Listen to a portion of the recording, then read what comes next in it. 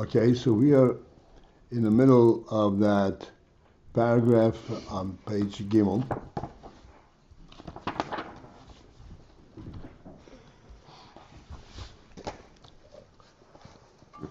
The line begins, it's smack in the middle. It's helem, so that the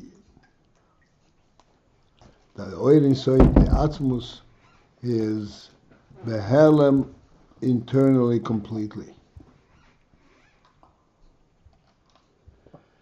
which means that it's not at all in the realm. It doesn't have the aspect of Gilui at all. Not even Gilui Atzmi. That's what it says. There's the parenthesis over there at the end of that line. Gam loy b'chinas Gilui Atzmi kaviyochel. There's not even the quality aspect of Gilui le'atzmi kaviyochel. And it says Kaviyachol to clearly state that there is no such thing as him not knowing what is contained internally. But it's not in anything Gilui. As we explained this morning, the principle that there is knowledge without Gilui. Because this knowledge, with all its details, is not because the details have been expressed, but because there is the total reality which includes all these details. And therefore there's no Gilui. There's nothing expressing itself. Like we explained the principle of being in the room, where by being in the room, you are inevitably, certainly aware of everything that's in the room, all the walls and everything that's contained therein, but everything is contained within the reality of this edifice and all that it represents. There is no Giluyim, outstanding Giluyim. It's made that Ayin said before the Rotzoin his Galois, it has no Giluim at all, not even to himself.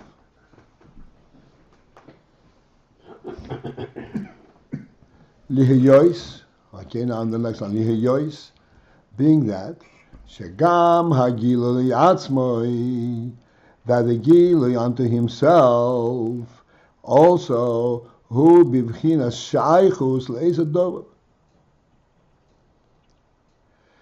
That means that he has some kind of a shaychus. So he can relate to something, to some definitive thing. This is the Pshat Gilui. Shaharei, since that, Gam ha-hiserus v'hagilui atzmoi, the hiserus, the awakening, the arousal, v'hagilui atzmoi, and that which comes to be, so to speak, an awareness to oneself, hareihu be'ezeh dover. That gilui is be'ezeh dover. The awareness is in some specific thing. Im kein harei zeh b'bchinas shaychus l'hadover. Therefore, it means that there is an element of shaychus l'hadover that he has a relationship to this thing. Rak shehu le'atzmi adayin. Except that this shaychus is not an expression to the outside. It is le'atzmi adayin. It is an internal awareness. But internally, there is that shaychus to that thing.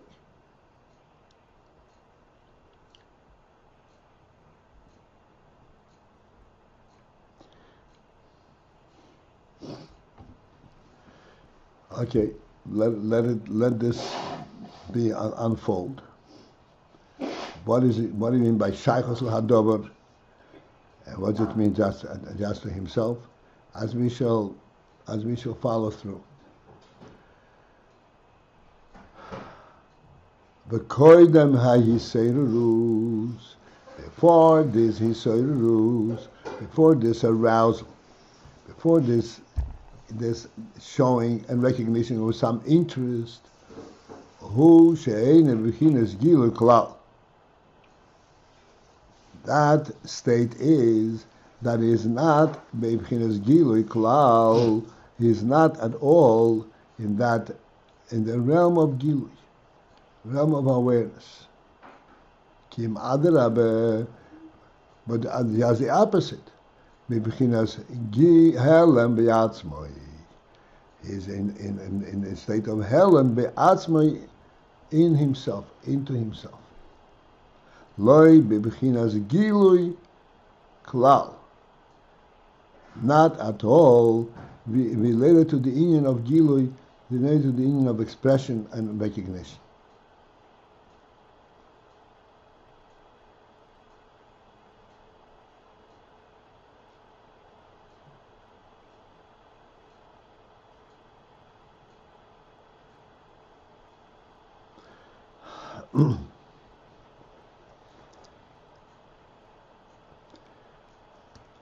So, we discussed this morning, and even now, as I pointed out,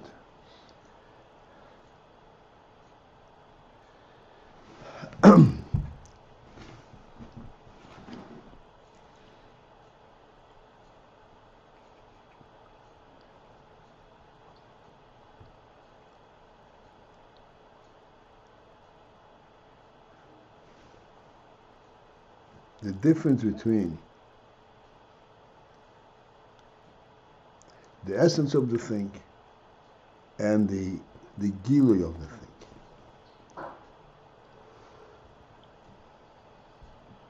Like we say many times, I said this morning, even the martial that we had of the room.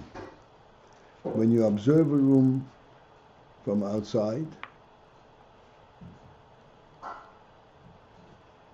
the observation consists of accumulating all the knowledge of all the walls and all the details, and that gives you a perspective of what this room is about. Because you're only an observer, you're not really experiencing the spirit of this room. As an observer, you see what this room expresses. That's a gilui. It has a bookcase. Oh, it has a bookcase. That's an expression. That's a gilui. But when you are inside the room, you're inside the Beis, provided this is not a store where you sell all kinds of things which have nothing to do with each other. Talking about everything belongs there. The bookcase is there because this is a Beis. The tables and chairs are there because this is a Beis. So there, you do not relate at all to the Giluyim, because it's all contained within the reality itself, and you were there due to its reality, not due to its to what it expresses.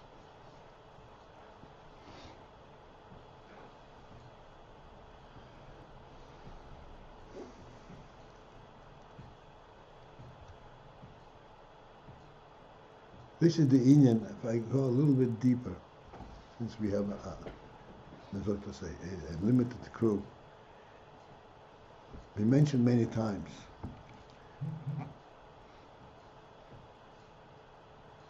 in our world we perceive things in monodimensional form. Monodimensional means you build a table. How do you build? What is a table? A table is a board, but a board is not a table. A board is just a board. It doesn't stand on its own. Oh, but there is a leg. There's another leg. There are 4 legs. Oh, now it stands. Now it's a table. Now, a table was accumulated from single dimensions which are just ingredients. It's not a real thing. You cannot build a full entity. You can conceptualize it. Initially, when the table was conceptualized and conceptualized in pieces, it was conceptualized as a reality. But then when it comes into the world, this conceptualization was in the Rosa HaNefesh. But when it comes into the materials of the world, it comes out and has to be first identified in these individual dimensions in order to bring it down in the materials, in the Gashmitic materials of the world.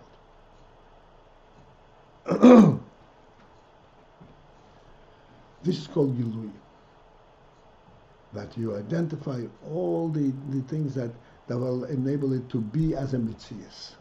Internal to the Nefesh, it's not a Metzias, it's a reality.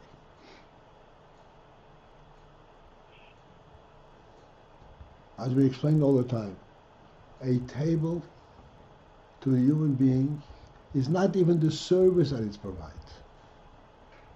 It's part of the human spirit. A human being sits by a table even he's not doing anything. Not because the table provides some kind of, this is, so to speak, part of his natural environment.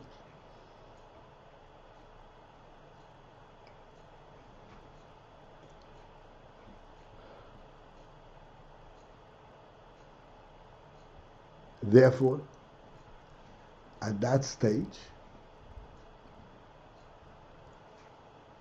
what does the table represent? Their functionality or the human being himself? At what stage? At the stage where it is, but not begili, in the multidimensional state, in the complete state. It's inseparable from the person. It is a person that it represents. It doesn't represent the Metzias.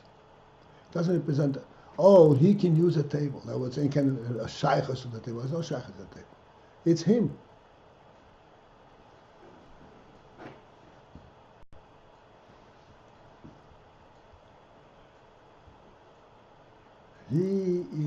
He initially creates the whole idea. The human being creates the whole idea of the thing. The idea itself, because it represents him.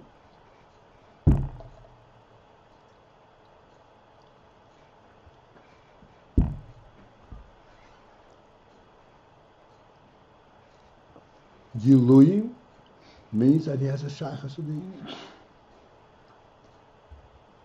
He appreciates what a table is. That's already Giluyim.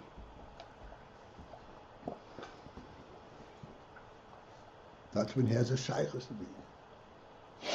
This is a much lower aspect in the human being. This is in our emotional is on the practical and the functioning level. When you say he has a shaykhus to it, I mean, obviously, if we're saying that as it really exists in the nefesh, it's just a representation of what a human being is.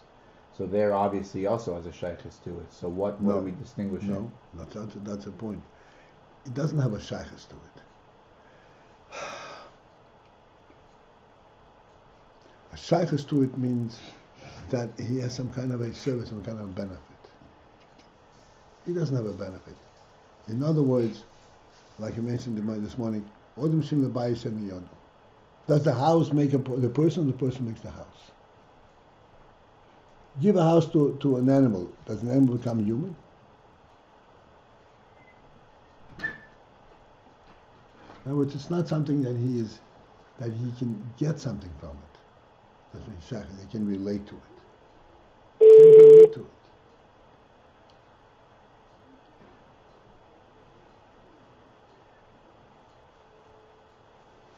He, within his own reality, gives credence to this entity. Not because he has a shaykhus to it, he's above it. On the contrary, the reason he has it is because he's completely above it. Because he's completely above it, so then he can represent himself in the world through these means. A house, a table. Well, that's a representation of it. This is not his mitzad ashachas from his reality perspective.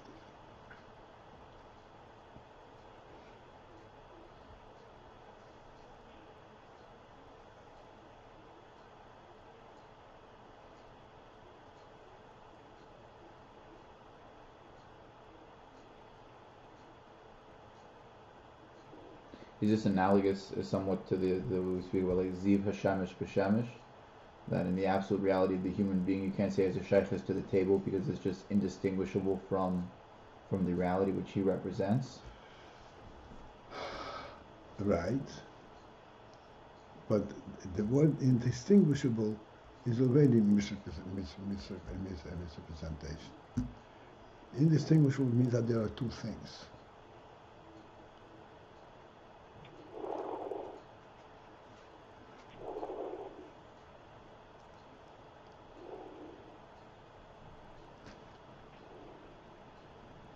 As you saw in this, there is a keser of everything,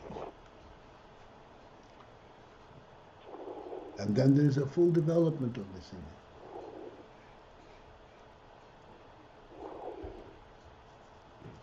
Mute your phone. The keser.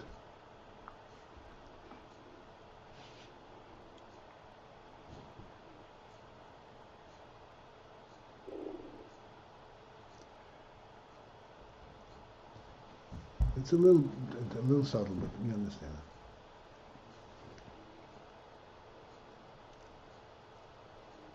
it. When we explain a sechel, a person understands a sechel. It's a double sechel. It makes sense. It's logical and rational, and it is, so to speak, compelling in its own way. And we said that ultimately the real moment of understanding what gives a sechel a presence is not even the sechel. It's this rotz. It's when he puts himself into it and he wants to understand it, that's when he understands. What is the thing that he wants to understand? This is not sechel. Where is this want from? This want is when he defines, identifies, and he says, "Oh, I want to know it." This is just when he has a shaykhs to it. But the initial inyan that that he can understand it, is not between a shaykhs to him.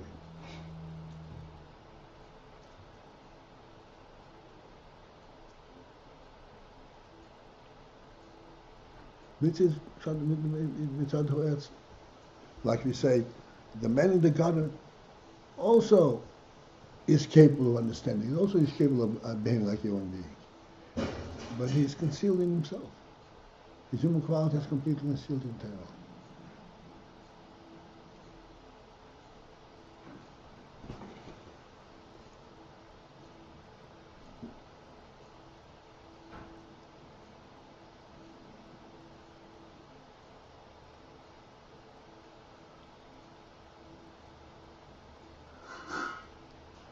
All right.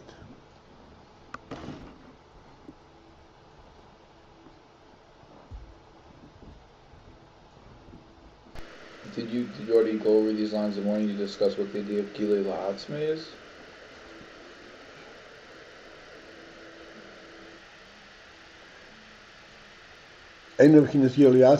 That's what we Yeah. That's what we learned this morning. Okay, so you already did it. Yes, in parentheses. That's what this moshel that I gave for being inside the room. When you look from outside, everything that you see is begilui. Oh, excuse me. No, it's not okay. What is that?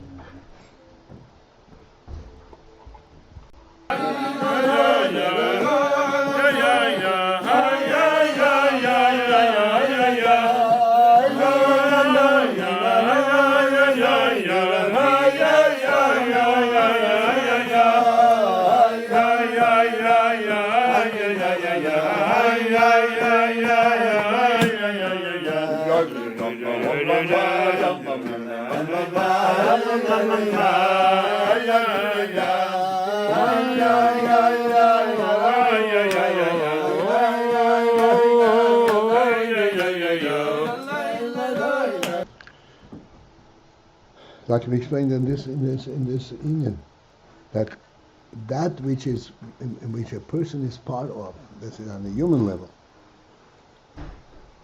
And the reason he's part of it is because from his essence he appreciates, he can relate to what it means a house. What is a house?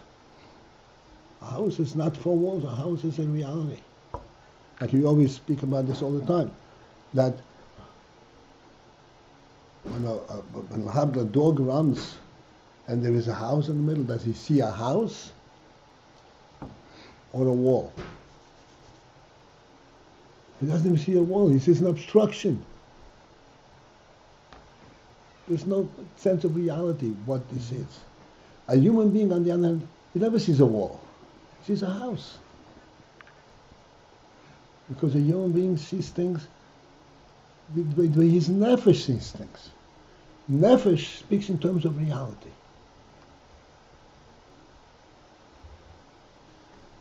In, so to speak, in multi-dimensional, in its full impact, full reality. That's what everything in it represents.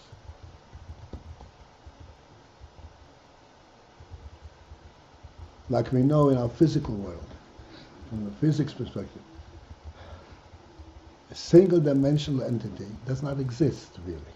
Mm-hmm. In order to exist, it has to have three dimensions, because you have to have the space that it encompasses. That's what gives it a presence. The Nefesh relates only to that, to the reality. It doesn't relate to a single dimension thing. The dog sees two single dimensional things.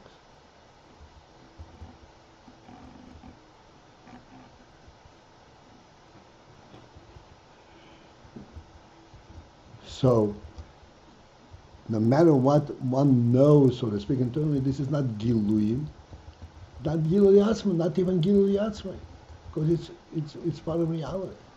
My question is over here in the context of Ratzin, and you don't want to go back, I don't know how far you guys went into it. No way, yeah, go ahead. But from the fact that it says Gam Levitinus Gilui Atzmai, so it's now including a Gilui not only which is outside of himself, but a Gilui to himself. So in the context of Ratzin, what does it mean? I mean, I would think just up, shooting from the hip, that when we talk about Ratzin, we're really only talking about Gilui La'atzmai. Because my Ratzin, by the time that anyone else knows about it, we're already talking about several steps down from Ratzin. So Ratzin really is my Ratzin is really only truly revealed to me. So now but here it seems to be saying, really we're talking about two different types of Giluim when it comes to Ratzin. That which is not La'atzmai, and that which is La'atzmai. And I don't know how the Seivrus HaRatzin. Seivrus HaRatzin means that he becomes aware of something that he wants. This awareness that it's something that he wants, thus identifies some kind of a relationship between him and that thing. Mm-hmm. That's called the shaykhs. Before that he said Ratzin, he was the same human being. He was capable of that same Ratzin. And this capability, that same Ratzin, means that in essence it existed. Like we say, the man in the gutter. What does he really want? He's totally unaware of it. But what does he really want? He wants to be a human being. So that's what he is. Whoever is breathing into the phone, can you please mute your phone? Or hold your breath. In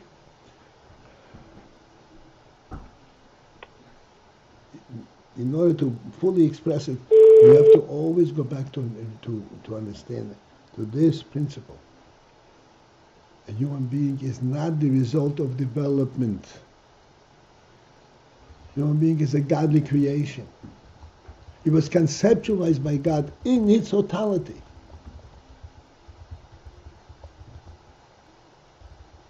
As a full-fledged human being.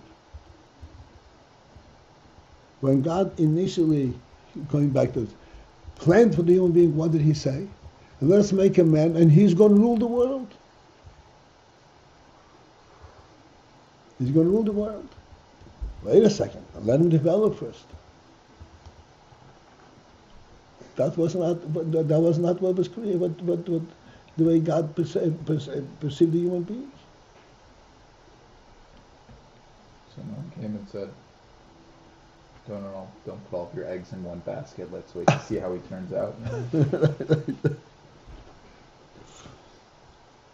So then the Gilui L'Ratzain and the Gilui L'Ratzain, well, starting off, I guess, the Gilui L'Ratzain L'Atzmai is where he has the potential that there should be a Hisayrus Haratzain for that, and then Gilui Haratzain is where there actually is the Hisayrus Haratzain for that?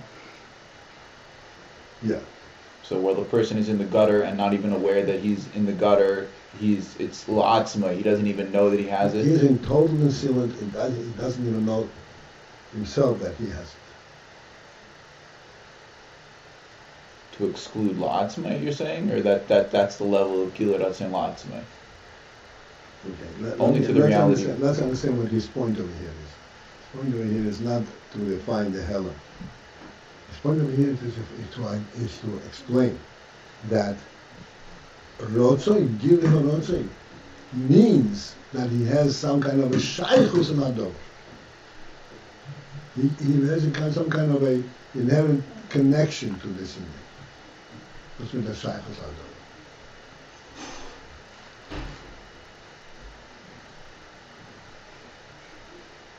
That which he has internal to himself, that's not a shaychus, that's him.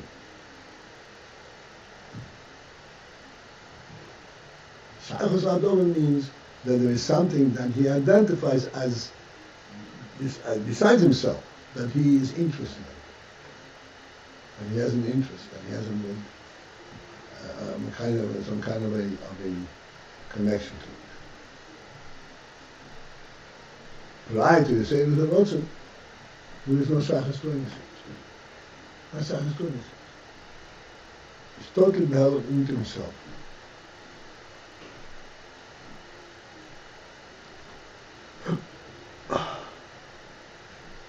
And that's why, and therefore there is no Gilui. Because Gilui by definition means what is his Gilui, what he become aware of, that which has a shaychus to.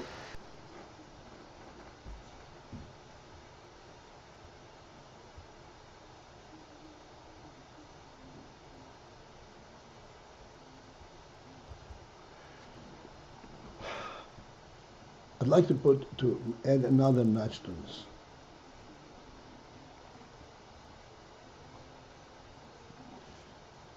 We just finished saying, a person walks in the street and he sees a wall, he doesn't see a wall.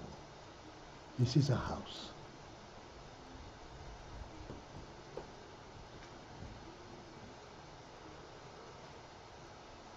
How does he see the house? How does he get to know the house? How does he get to identify, oh, this is a house?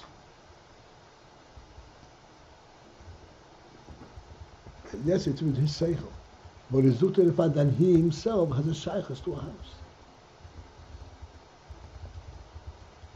If he had no shaychus to the house, he wouldn't identify it as a house.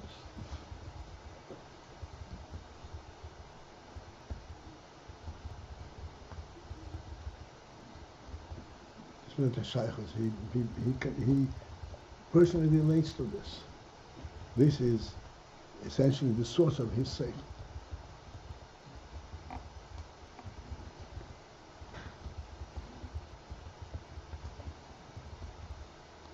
Therefore, in order there should be giluyim by him, giluyim means that he has a shaychus to the inyan that he relates to.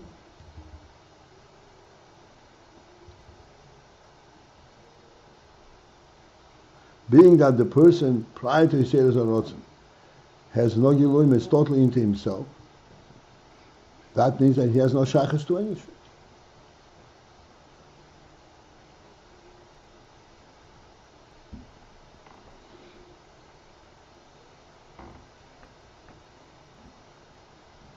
this is the last word on this whole.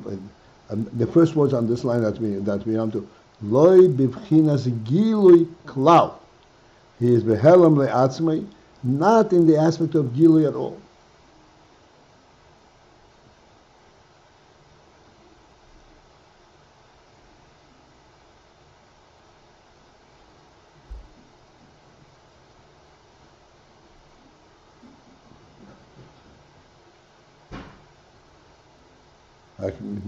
In the terms that we have been presenting it, that this man in the gutter is still a human being.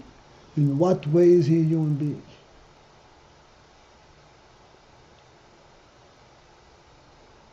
What is he manifest? What way is he a human being?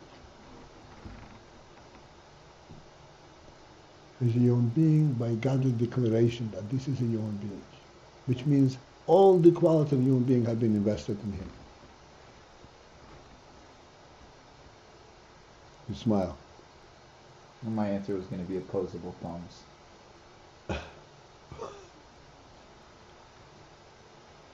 There's no bechina of gilui at all.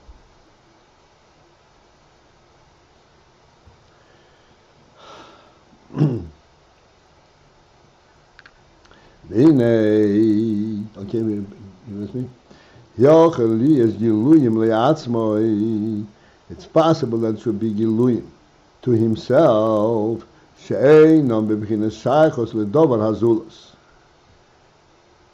Giluyim such that have no shaychus, the davar hazulos, to an external thing. They are giluyim to himself, which means they are giluyim, and yet there's no shaychus to anything outside himself. How are they giluyim? This is what we're pointing out till now. That if it's giluyim means that there is something there, and he identifies with something. This brings to mind what we learned in the previous hemshah that we just finished, where the Rebbe says, in Atzmus there is no oir. Remember that one? It's a very profound meaning. In Atzmus there is no oir. In the Shemesh there is oir. In the Nefesh there is oir. Why? Because the Nefesh stands for something. It stands for Chayos. There is oir HaChay. The Shemesh stands for something. It is light, brightness. It's Atzmi. Not that the Shemesh possesses light, but the Shemesh is Etzem Behiri. It stands for something. Therefore, there is oir that expresses this inyan, what it stands for. Asma does not stand for anything.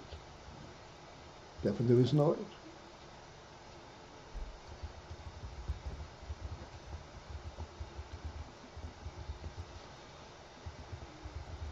Helem b'atzmei lebechinas gilui klal. There is nothing there to be megal.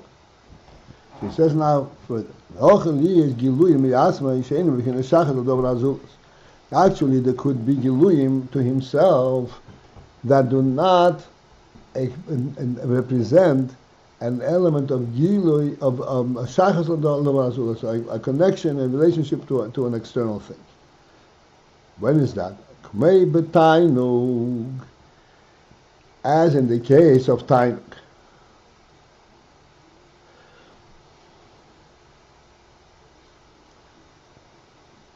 As in the case of tainug.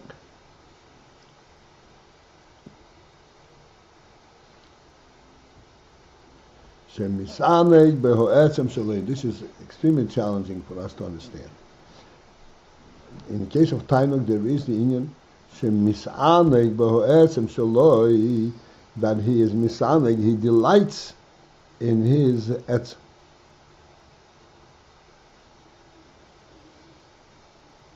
He delights of the reality and the truth and the depth of his etzem. That's what tainug. Misaneg b'ho etzem shaloi. It's called totality v'kiyuma, yeah?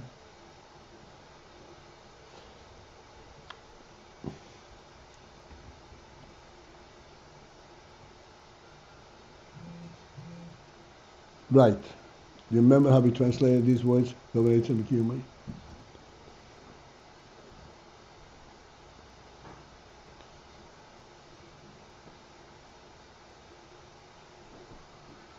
What's so great about his etzem?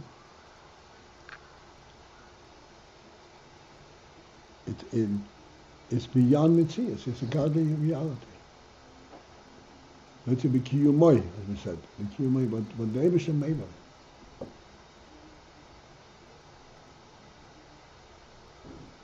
B'samik b'yisrael b'ho etzem sulei.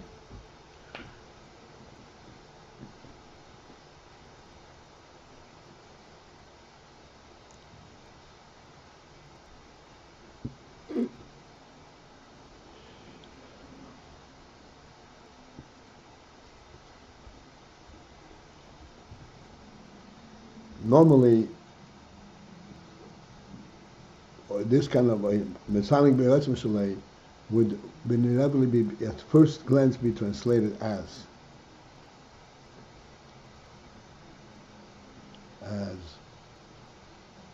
this.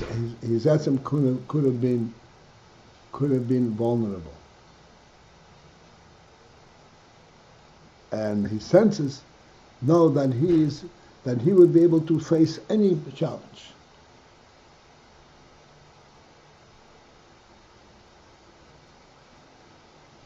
This sense that he would be able to face any challenge gives him a sense of well-being. And it gives him a sense of Oneg. Yet his own greatness, and he is able to face any challenge. This is not Oneg. Because the minute you talk about challenge, already you're not talking about the Etzem. Etzem is internal, it's not exposed to challenge.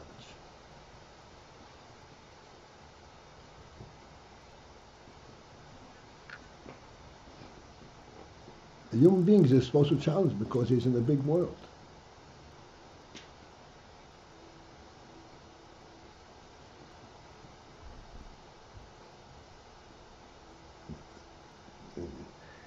It's more than a big world. A human being needs a room. The world has to provide for him the room to be.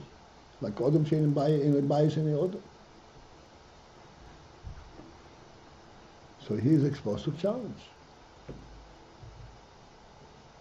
But when you talk about Etzem is not exposed to challenge at all. Like we speak all the time about the principle, the idea of a Motzui Rishon. Motzui Rishon. Does Motzui Rishon have a challenge?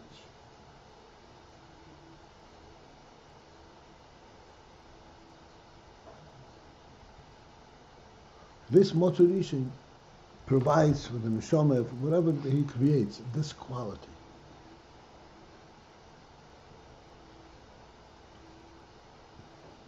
So when he's misaneg beho etzem shalei, he's misaneg not because of a lack of challenge or he's able to stand up any challenge.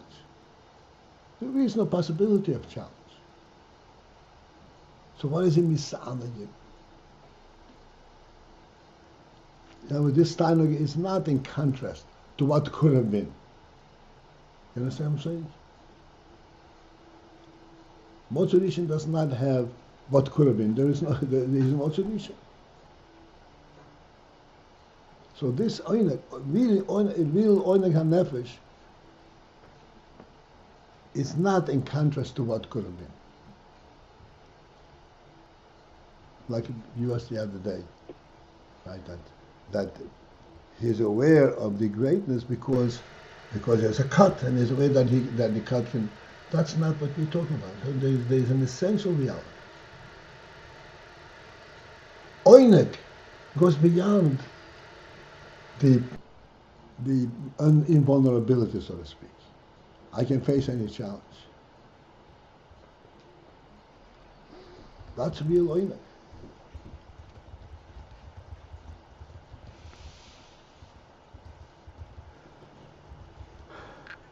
So in Oneg there is in misaneg behoetzem shaloi.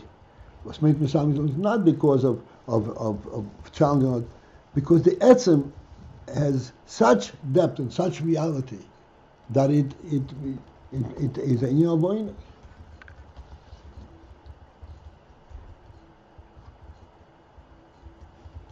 Let's go back to the wall versus the house.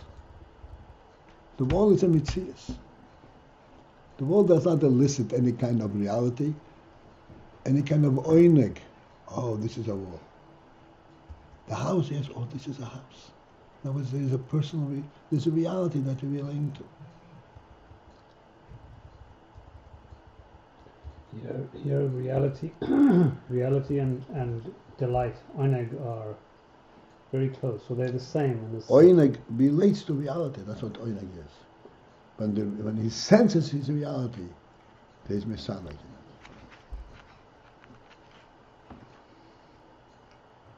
Not due, I said, not due to the security, the invulnerability, but the truth of it itself. What's this Indian of he is misanek? He is delighting in it rather than he is acknowledging it, or is moide, or No, acknowledging. This is a real sense of delight and a sense of experience the reality, the greatness of this reality. Again, Oneg has no explanation really. Right. There's no cause.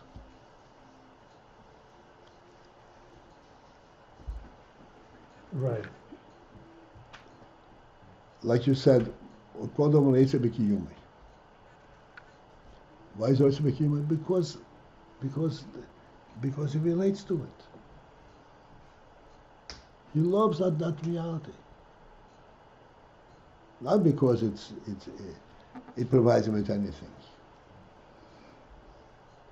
Like we contrasted this, you know what we're talking about. I contrasted this Kodom Reitze B'Kiyumei versus what the world is talking about, that everything wants to survive. It's a completely different world. Okay. And here Ratzon and Oneg are synonymous. Very close. Okay. Also, I get very close. So, but Tainug, there's Misanig Behoetzim Shaleit, Misanig in his own etzem. Is this in contrast to where we say elsewhere, Misanig B'Mash enjoys what he takes delight is. in? Well, elsewhere we have he delights in what he takes delight in. Right, that's what the Alter Rebbe says in Tanya. Where it seems like The Nefesh of his Oneg is B'Meshe Yesh Lo Oneg. B'Meshe Yesh Lo Oneg. And here this B'Meshe Yesh Lo Oneg is Atzmoi. Yeah. Is That's what he has Oneg in. Because in that which the etzem is, that's what he has Oneg in. That's Yesh Lo Oneg. same as in the Tanya. There's no object of delight. The delight is in himself. Mm-hmm. Misanig Behoetzim Shalei. So since he Misanig Behoetzim Shalei, therefore there is no, this is a Gilui, but there is no object. There's no davar. It's a shaykhus, a davar, but not a davar zulas, because it's not. Is the distinction correct to be made? Because it does seem before he says L'chayr it's a shaykhus, not a davar. shaykhus a davar, but here he says, then when he's touching up, yachol yez giluim la'atzma she'enim b'china shaykhus a davar azulas. Right. So therefore, this is how we interpret that. This is not a shaykh. The shaykh is a davar, but not a davar hazulas.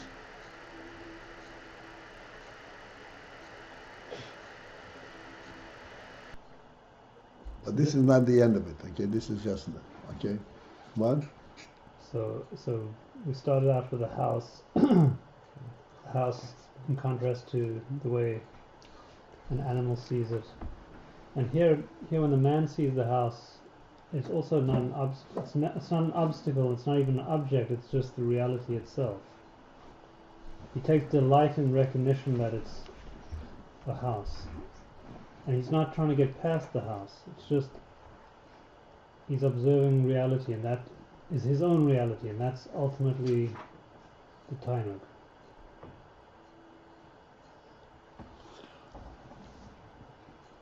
Well, there we pointed out, why does he observe this here? Why does he relate to a house? Because inherently he has an Oneg from a house, not by observing the house. Right. The fact that we said the fact that he sees it is because he relates personally to He it. relates personally to it. And so in that relating personally, it's as if the house is no longer an external object, and certainly no longer an obstacle. It's just a reality that he delights in, and it's his own reality. Well, that's what we're going to see now. Okay. At first glance, when he looks at the house, and it gives him delight that his shachas lazul, he kind of goes out of himself and has a shachas to something else. So the Rebbe explains, as we're going to see now, that this Oneg is not real gilu, it's not really external gilu.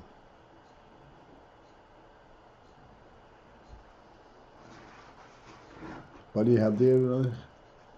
It brings over here from Likutei Sichos. So the Rebbe says over here is Amser Tainug Rufrat Shemus von Tainug is when the Adam is Aning Batzmusei. That's the pinnacle of Tainug. Right. It's only in himself. Absolutely. Something I was talking about. Now, okay, it's not left hanging like that. Look at it. Avol, however, Ein ze in hagili be'emes. This is not the principle of Gilui. We have said that we have now identified Gilui without having a shachas to something zulas. But the truth is that this is not the in hagili in truth. This is not the real in hagili. Be'emes. As we will explain the word be'emes again. Adarabah. Because on the contrary, Hu bibchinas aliyah v'roimamus yeser b'ho atzmei.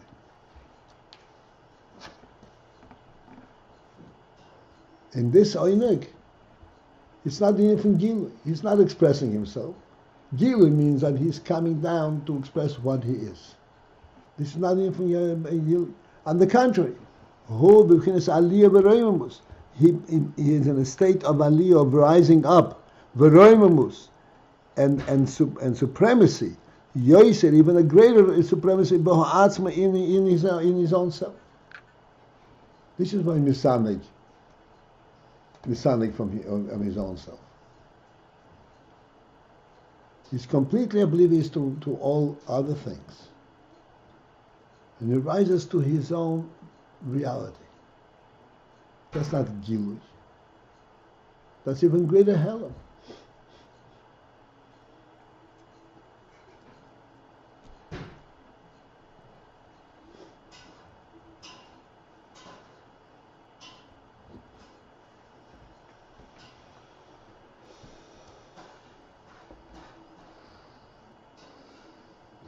Let's try to put this in a little bit in perspective in words.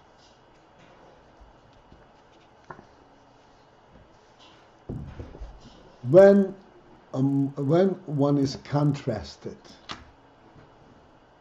to outside, then helem means that he's not interested.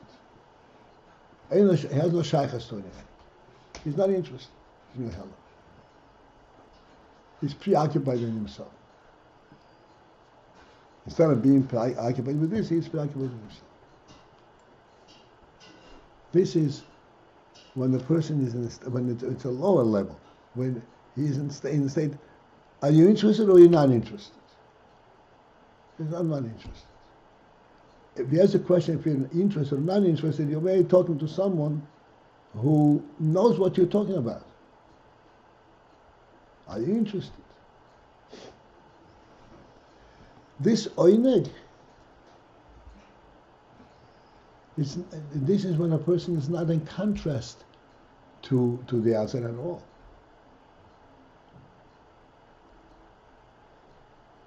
He's not even measuring himself in relative to the outside, to other things. He is b'bchinas reimus v'atzmai. His senses, he rises up to his own truth. That's called aliyah. And again, in our world, because of all the things that we hear and know, we have to clearly, to the extent possible, explain this. This is not a case of locking oneself in certain to himself. This is not what's called autism. This is the greatest sense of experience in life, not the opposite.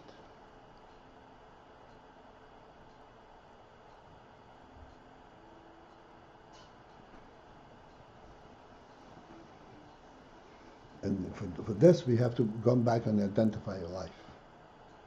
What do we mean by life? Is life the ability to react and to respond as it would appear in the world? Or is life an essence? The Nefesh is etzem chai. Etzem chai. Nothing to do with response. Nothing to do with awareness. Etzem chai. I'll put it very succinctly, so to speak. You say that the Eibishter is a motzui rishon. This motzui rishon, what does he do? What is he busy with? He should be bored stiff.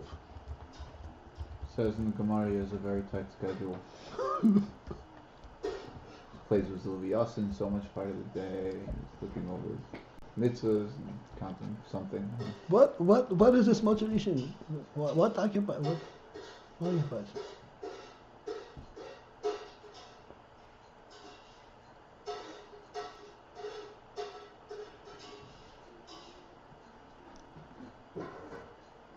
When you put it in these words, they wake up and they start saying, "What are you talking about?"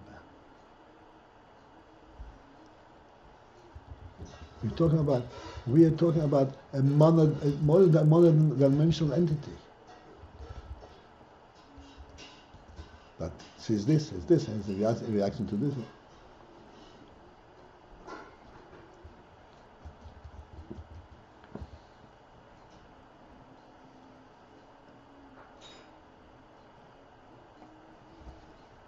So this is really way beyond our realm. But one thing we know, one thing we have to recognize. To know is recognize. Absolute is there's no such thing as a lack, as something that can complement, that can add to him. He said he doesn't even have oil. He stands for nothing.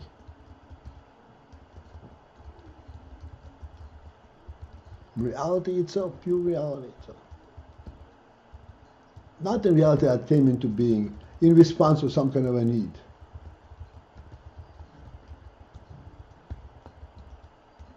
The beginning, the first being, the resource to all existence. Which existence? All existence.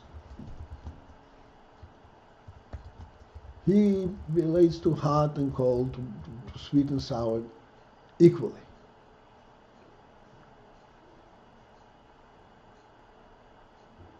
And it provides everything with a little crown, so to speak, of reality, identity. Okay, so this is completely, clearly beyond our reach. But the point is,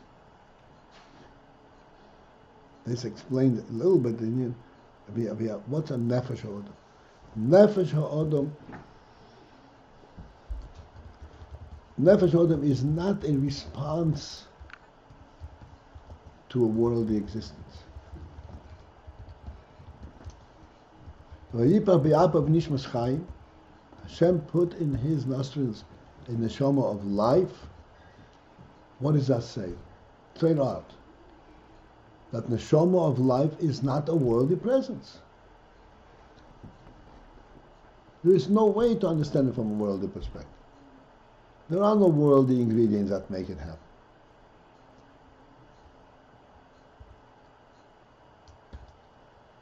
True, it came into his nostrils in his physical body, and he experiences this nishmas chaim in his body, but it gives the body a life element that is completely beyond body.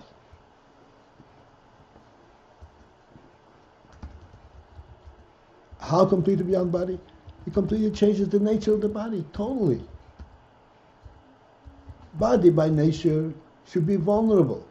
By nature, body should dissipate. Body should dissipate.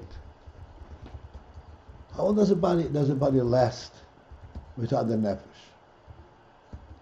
Moments. And with this nefesh in it, he has no touch. There's no such thing. It raises the body to a completely different status, level. It's really alive.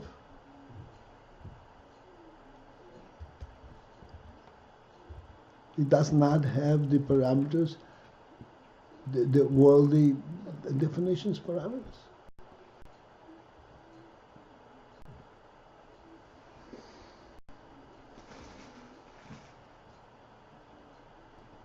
The body is a composite of 613 different parts. And this is what makes it live. Not true. Not true. It lives because the neshama wants it to live, because God wants it to live.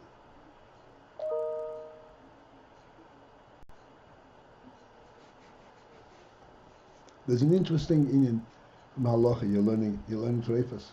Probably you haven't learned treifas. Anyway, there's halacha. It's a difference. When it comes about treifas, it really boggles the mind. The brain. The brain and the helem. So the brain has a membrane, and then it has its flesh, whatever it's filled. It's a muscle, whatever it's filled with.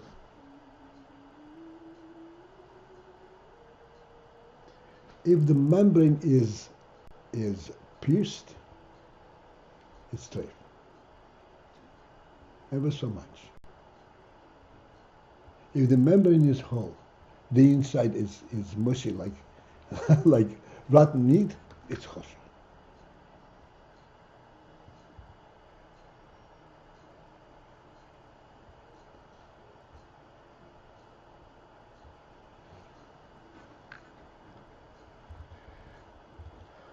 If you think about it, what does this say? The question of is, can it live or it cannot live?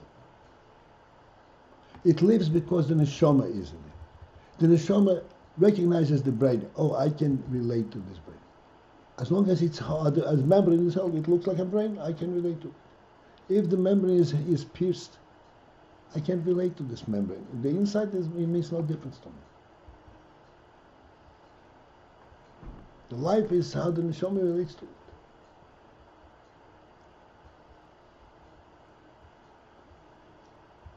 This brings to mind the similar thing that we talk in terms of Avodas Hashem. You stand in front of the wall and you stand there. Somebody who doesn't know how to daven.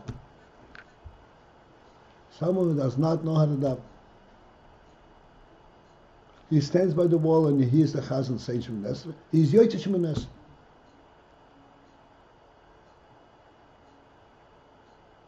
And what's the point of standing by the wall? The reality of it.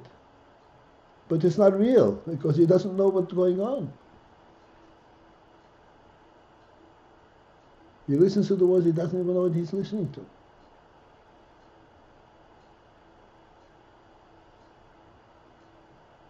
The real statement of reality of his service is in this stance.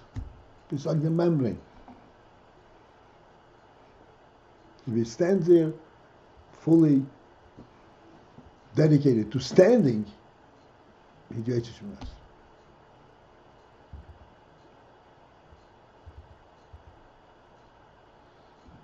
Again, with the same, the principle is similar. It boggles the mind, but that's the same principle. We have it even in Gashmi, it's like that, the life itself. Because the neshama, the Elokus, is then represented fully. He's standing in front of Hashem.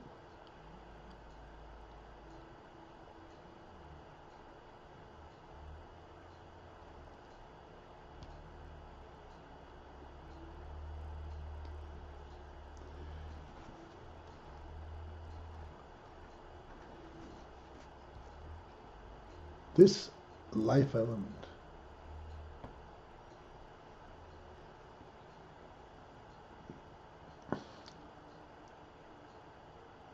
like I said, it is truly a godly element that does not have any worldly qualities. It doesn't get born. It doesn't get dissipated. It is the godly reality. When he's misanik v'atzmusei, this is what he rises to. You understand? He rises to this reality, to the membrane of the brain, not to the feel of the brain, to the membrane of the brain.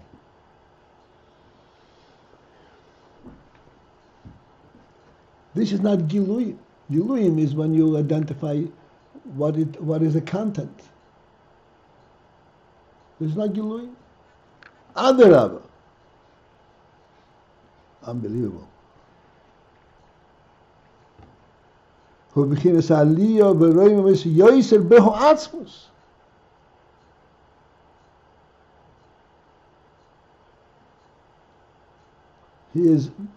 in a state of roimus, of supremacy. He relates exclusively to the membrane, not even to the content, to the aver, to the organ.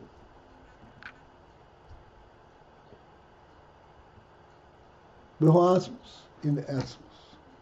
Asmus means in the reality itself.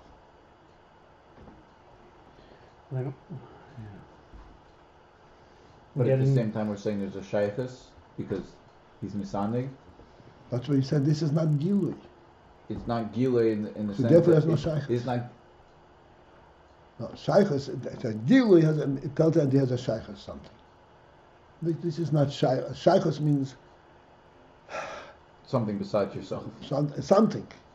This is not a something. This is atzmus. This is reality itself. Something means something identifiable.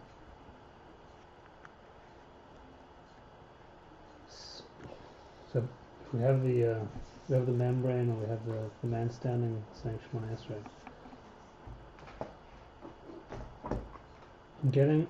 I think I'm getting what it's pointing to, but I'm not sure. I'm not getting this. The membrane itself is whole. It contains something where the contents may be off, maybe not fresh anymore. And yet it's kosher, and yet it's indicating etzem. And yet Precisely because there are no qualities. Is that the point? And then, if that's the case, how's that different this from is life. It is a bearer of life. It is the bearer of life. Like the man saying Shemona Esrei is. Yeah. He doesn't know the content, but he has a reality. The atzmus. He's I don't get what he has. He's just present there, and he's giving it. He relates to that supreme message from the neshama. What's life? Is life a physical experience, a spiritual experience? What is the supreme element of it? This is the godly truth. Motzei Rishon. Huh. on the one hand, it seems like a keli with no or. Like The oil comes from the neshama. right, like the dog running, he just doesn't even see the wall, doesn't see the house, just obstacle. No, just keli. But it's not just keli with no or. It's etzem. It's etzem. What is, when you say the human being sees a house, not a wall, but a house? What's the meaning of that? What's a house?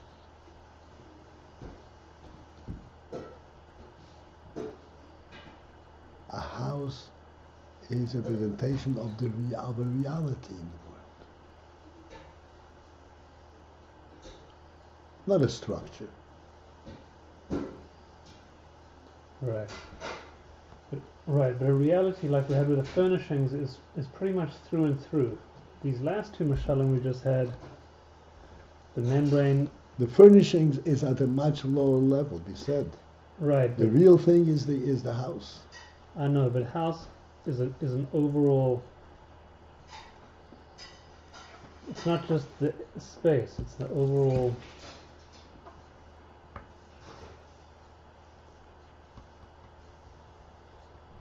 Okay, I would go and bring the charger. You got charge. The house seems to be an overall situation. It has. Is it still talking? Can you hear it? What does it say? Low battery. 20% remaining. That's fine. Yeah, They okay. hear us. Yeah, okay. 20% is good. Yeah. It's 1/5. The house has all those layers to it. Has that richness to it. The man at Shemona Esrei, when he does not know word one, seems like just stripped down. Pardon me. We said this morning, I think, many times, the richness of the house is the lower element, is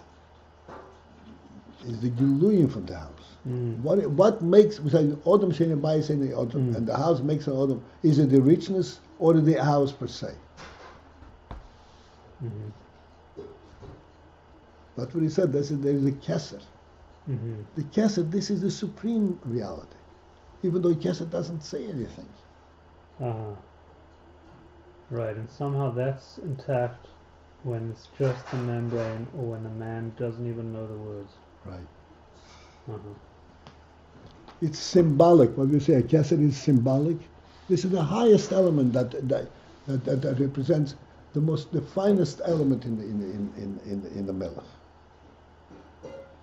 Yeah, but usually we say a symbol needs to be validated, but here we're saying the symbol stands alone. It needs no validation. That's the difference here.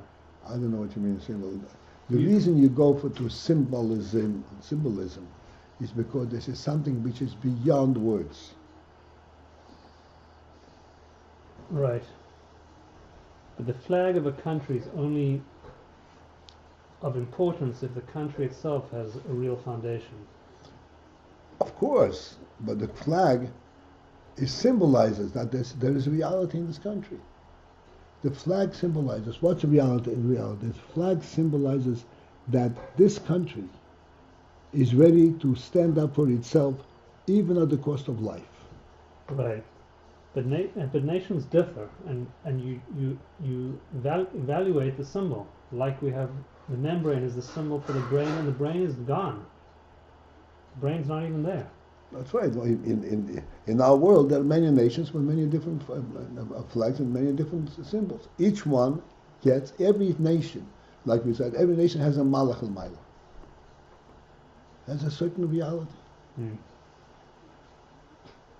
Every nation has autonomy, and it's a crime to go and violate their autonomy, their independence. Mm-hmm.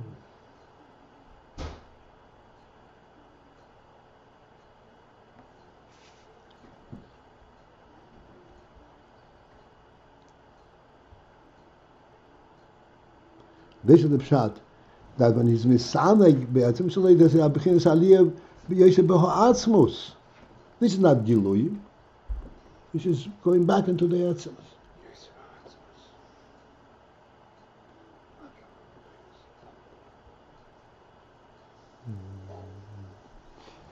All right. We can't go any further because if we do, we'll never finish. This was a delight. A shared delight. What do we mean when we say delight? Huh? What do we mean when we say delight?